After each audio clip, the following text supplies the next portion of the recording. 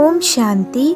आज की मुरली से वरदान है, निमित्त भाव द्वारा सेवा में सफलता प्राप्त करने वाले श्रेष्ठ सेवाधारी भव। निमित्त भाव द्वारा सेवा में सफलता प्राप्त करने वाले श्रेष्ठ सेवाधारी भव। वरदान विश्लेषण है।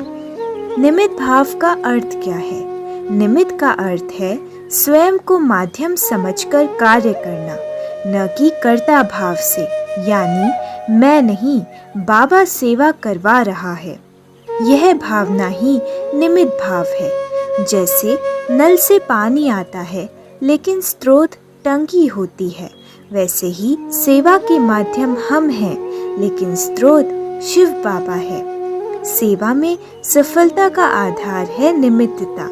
बाबा कहते हैं, अगर निमित्तता है तो सेवा सहज, प्रभावशाली और फलदायी होती है, क्योंकि तब उसमें अहंकार, स्पर्धा या मैपन का विकार नहीं होता। निमित्त सेवाधारी सुनाते नहीं बल्कि वाइब्रेशन से सिखाते हैं। ऐसी आत्माएं बाप के संदेश वाहक नहीं, प्रतिरूप बन जाती हैं। श्रेष्ठ सेवाधारी की पहचान क्या है?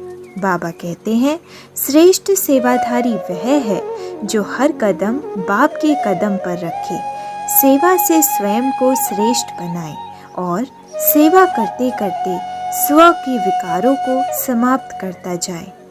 सेवा यदि आत्मशुद्धि का माध्यम नहीं बन रही तो वह सिर्फ शब्द प्रचार है। निमित्तता और व्यर्थ का विनाश, इससे आती है समर्थता। जितना कोई निमित्त होकर व्यर्थ संकल्प, बोल, कंपैरिजन आदि को समाप्त करता है, उतना ही वह आत्मा समर्थ यानी शक्तिशाली बनती है और समर्थ आत्मा ही हर कदम में सफलता प्राप्त करती है। समर्थता मतलब सेवा में सहजता, स्वभाव में गहराई और स्थिति में स्थिरता। निष्कर्ष है, निमित्त सेवाधारी सेवा से प्रभावित नहीं होता बल्कि प्रभाव छोड़ता है।